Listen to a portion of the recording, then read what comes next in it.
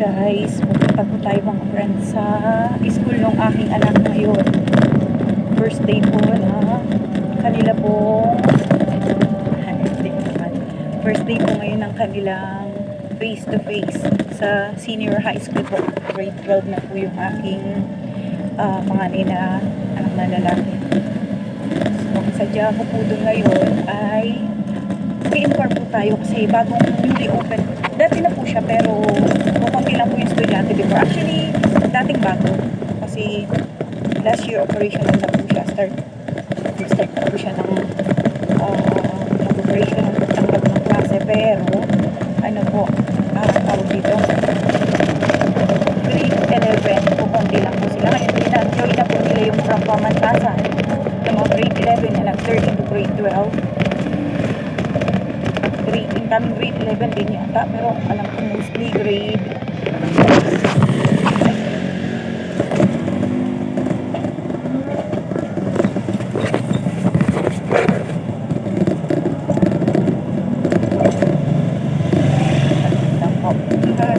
naglolo ko yung pagkakaano ko ng aking son. Ayusin ko lang po yung pagkakaano ng aking lagayan. Saglit lang po. Yan, inilagyan natin ng umbrella para hindi siya bumaba. Tatalian ko lang po. Hindi kasi ako makuha ng phone. Lalagyan lang po natin ng umbrella. Baka dadalawahin ko kaya. Hindi pa ako nakaka-order ng folder dito.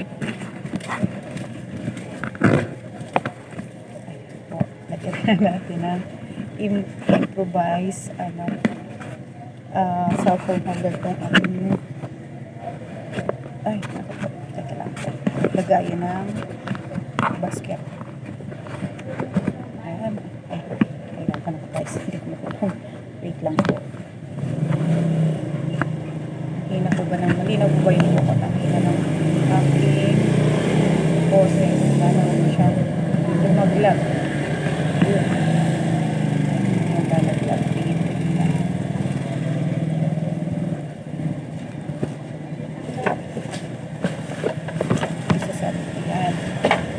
Nalaglag ba din? Tali ko lang. Mayroon pa ako ditong extra tali.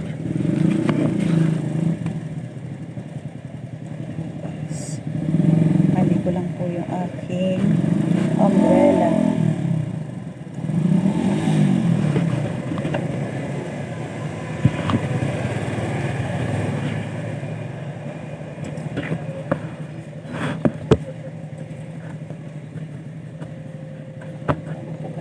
Lang po, tinatali ko lang po yung aking umbrella. Stop po tayo dito sa isang kabilang. Okay na po. Ready to go. Ayun guys. Ayun na tayo. Ayun po, pumunta po ako dun sa school po ng anak ko. Kasi, gusto ko pong magtinda or magkanting. Kasi kawawa po yung mga bata. Wala po siyang bilihan ng rice meals dito sa bago kasi bago pa lang po siya. Actually, nakakonstruct na po ng mga building or mga rooms na bigwan paper. Natatapos lang. So, may lang po yung first day nila for face-to-face. So, ang nandoon lang po yung mga tusok-tusok, mga kwek-kwek, mga gano'n, kikiam, siomay. So, kala ko pong mag-food cart ng rice meals. At least mga 2-3 lang po na varieties. So, ang patatauhin ko po yung akin pong pamangkin na para magkaroon din po siya ng trabaho habang umuwi po kasi siya ng provision ng Iloilo pagka-graduate niya ng grade 12. So, ang akala niya makaka-enroll siya doon, habol ng enrollment. Hindi po siya na-handle gawa ng sanay din po kasi ang bagay doon. Nag-ipot po siguro yung tatay. Ayun, kasi ano po siya.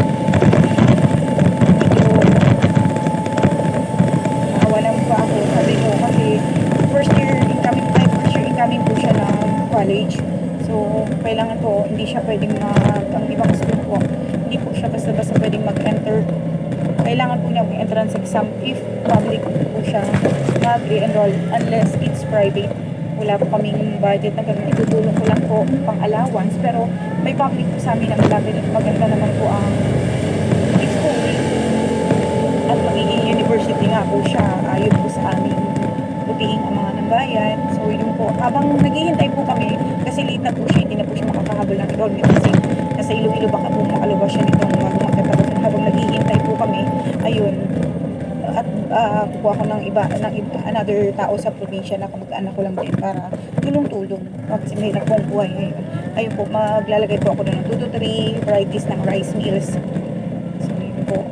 Kaya po, yun ang sadya natin sana. Kung hindi tayo papayagan, magpuputcard lang po tayo. Pwede naman po dun sa may labas. Wala tayo ng barangay permit. Pero ang target ko po ngayon sa lahat ko po ngayon ay ang pagkantin po. Payagan tayo magkantin alaw dun sa loob nila. Para hindi na po lalabas yung mga bata sa malayo. So, nandito na po tayo.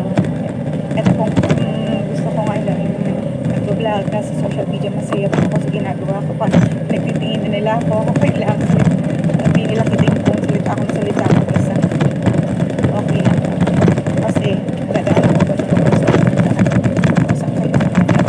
Ay, ikot ako. Pasok ako. Ay, ikot ako. Sunod lang dito sa blue.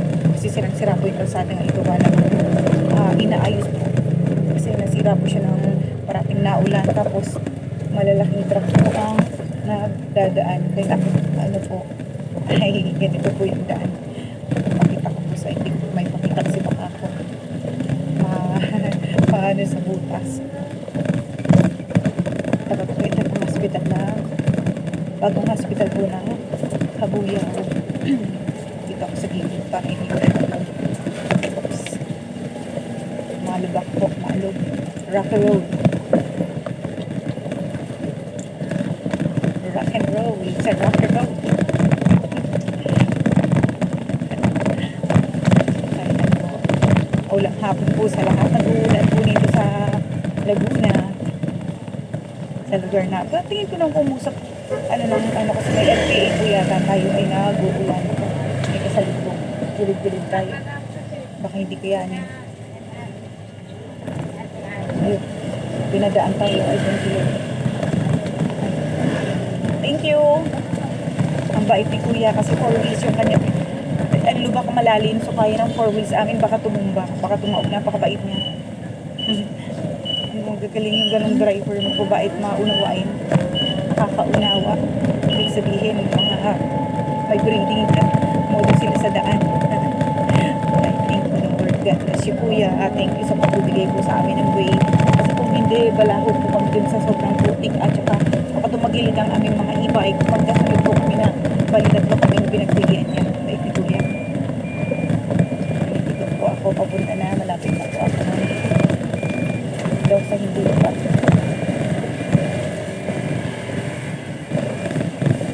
Oh, thank you Lord. Okay, nakakalagpas na po ako dun sa mga lubak-lubak na daan. Ang haba na yata dito ang video. May nagsama sa panunod guys. Please support lang po. Wala subscribe, like, share, comment po. Ano man sila nanay. Kung nadaan ako sila, ibig sasakay ko sila ng libre. Kung ako naglakad galing tapos kung sila nanay. Ganun po yung gawa ko.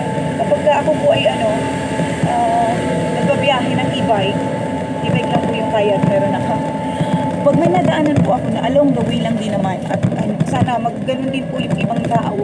Kasi ang mahal po ng gasolina naiintindihan ko. Pero hindi po pa rin naiintindihan na mag-isa ka lang. Kung meron ka rin lang naman na pwedeng maisakay sa panahon ngayon, ang kailangan po natin ay malasakit sa isa't isa at tulungan. Isabay natin yung lalo pag mainit po at yung may mga edad na kahit mga bata pa sa ganito pong panahon natin init ulan. Napakasama po niya sa kalusugan. Kasi ito pong lugar namin ay malapit sa Taal, sa Tagaytay. So, at mababa po ito. Pero ito malapit po kasi kami sa lake. Ito yung pinaka-catch basin po ng malabas po ng catch basin po ito ng Laguna. So, pag-iyo po kami. So, yun po. Sana, isabay po natin sila. Huwag po tayong mag-aatubiling tumulong sa kapwa natin kung mayroon lang din naman po tayong makakaya at magagawa. Kasi po, kung ano pong nararamdaman natin ay nararamdaman din po nila. Kaya ganun po yung ginagawa ko. Yung iba na kaya sige, nagugulat ko. Sabi ko pwede po kayo sumakay. Huwag po kayo matakot kasi open naman po sa sakyan ko. Kasi nga dati diba yung sinasakay ng buwan. Natakot sila. Ang akin naman po ay e-bike na open. At hanggang 2 tao lang kaya kong isakay. Kasi nga, 3 lang person lang po ito, including me. Including po yung driver na isasakay. So ito na po tayo. Pakita ko sa inyo yung na hintuin po ako. Dito tayo sa tuloy. Baka tayo maadunggol dito ng mga, pero maluwag naman po ang kalsada. Nagdadaan dito. Ito po, pakita ko po sa inyo yung, yan po, yung dinadaanan po. Ang ganda po. Imagine niyo po yan pag may naglalakad dyan. Pagkalayo-layo po. Imagine niyo po yan. Ayun po yung dulo. Ayan po yung dulo. So pag wala pong dumaang tricycle, kawawa po yung mga naglalakad. Minsan nga may yung mga pero dito naman po kasi hindi talaga to typical na daanan ng mga naglalakad. Yung mga mamis lang po or mga ano na may sadya dyan sa cabs or nag-shortcut kasi nga ginagawa yung kalsada. Kaya ang ginagawa or mga estudyante. Ay, tatay. Sige po. Thank you, tay. Ayun. Magtitinda ng ice cream si tatay. Pinaka-take na ako. Ayan po. Yun po yung karaniwang nakikita nyo dito naglalakad. So, ang ginagawa ko po, sinasabay ko po lalo yung mga kaawa-awa estudyante na hindi naglalakad. Nakapasok lang. Yun po kasi, hindi po natin lang maglakad. Hihirapan. Ang ginagawa ko po yun. Mga bata naman, nagawa naman. Yung iba naman, hindi naman naging hesitate. Nakita naman siguro sila. Hindi mabait si ate. Kaya yung iba nag-aabot ng bayad sa hindi po. Ginagawa ko po ito ng tutoring kasi nadaanan ko lang din naman po is in way bakit hindi po natin isabay itulong po sa mga kapwa natin kaya natutuan sila sa panahon ngayon may mga ganun Samaritan pa daw po palang katulad ko at kung hindi naman po yung Samaritan kaya lang makakapa po natin at mauunawaan yung nararamdaman at dinaranas ng isa't isa kaya yun po sana yung iba pong makakapanood at makakapanood pala ito katulad dito si ate sasakay ko po ito kasi baba po nang nakarin niya po natin. Be, saan punta mo, ne? Sakay na. Pagkabis lang din naman ako, be. Welcome. Sorry, be, nagbablog ako, ha? Nakasabay po tayo ng pasahero. Ganyan po yung ginagawa ko kapag may dadaanan ako dito. Kasi ang haba ng lakarin dito, be. Walang tricycle, basta-basta. Ano? Saan ka? Senior high school ka, ne? College po. College. Di pa mantasan ka, be? Pero dyan lang po ako magbabantay ko sa CIT kasi nga po face-to-face na. Ay, oo. Diyan din ang punta ko sa inyo. Kasi gawa ng, yung anak ko grade 12. STEM C. Nyo po. Ay, hindi. Ano pang hapon siya, be? STEM C1. Mag-i-inquire sana ako sa office nyo. Ano po? Sa canteen. Kasi, diba, wala kayong canteen pa dito. Canteen? Oo, para sa rice meal sana. Kayo po ang gusto nyo tumako. Yes, be. Kaya nyo po magtanong kasi officer po ako pero natanong po namin last time kay president Ako. yung tungkol po dyan. Ang alam ko po is ang ano lang dyan is meron po sa loob ng CITEC na kantina pinapagawa nila. Abang for CITEC talaga yun. Opo, para po talaga sila sa students ng CITEC. Yung katulad din po kasi ng batch namin ang ginawa is parang exclusive po yung senior high school students na doon bibili sa Canteen. canteen. Oh. So, try nyo po magtanong doon. Ay, sige, dear. Baka pwede kaming yun magtao. Try nyo po. Kasi, Sige. tinanong ko rin po yun kay Press Charlie. Oo, thank you, Beha. Baka sakali lang. Kasi kung hindi, magpapaalam ako ng, yung katulad mo sa kanila, limang card lang. Opo, pwede rin po eh. Kasi kung, May card din po kasi kami ngayon. o yung parang ganito. Opo. Kasi, at least, Kasi open naman po si ito kayang mga ganito, may upa din yan, Anong tuto? At nagpapaalam lang. Kanino kayo ito? Sa barangay o sa site? Ito na po ako. Ay, dito ka na, Be? Saan ako pwede dumaan papasok? Sa office niyo, Be? Sa ng CITEC. Oo, yung pwede kong butan Dito po. naman. Ayun dyan sa may side? Opo. Oo. Opo. Tanong na lang po kayo sa mismong office nila. Sige, nene. Salamat Oo, po. thank you din. Bye-bye. Ayun po. Meron na tayong idea on how, kung paano po tayo, kung hindi po tayo puyagan sa loob, meron na po talaga sila or pansarihin nila. Ayun po, dito po ako sa magpapaalam na lang po ako ng card po dito sa labas. Dito po magkakaisa po kaya ang office nito. Side like, park po muna tayo. Magtayo sa may daanan. Iikot po tayo. Dito pwede na ako dito siguro. Marami dito na nakapark naman eh.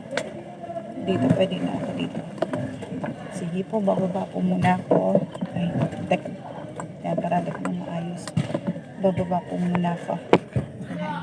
Balitaan ko po kayo mamaya kung ano po yung magiging result ng lakad ko. Ito po na yung SciTech. Ayan po. Ikot ko lang po kayo. Subdivision po yan. Ito po yung SciTech mismo. Yan po yung pupuntahan. Ayan po. Ayun yung kanilang gym. Ito yung dugsong ng evacuations. Ayun po yung mga rooms at nasa likod po. So hanapin ko na lang po yung office nila. Sige po. Bye-bye po muna. Thank you so much.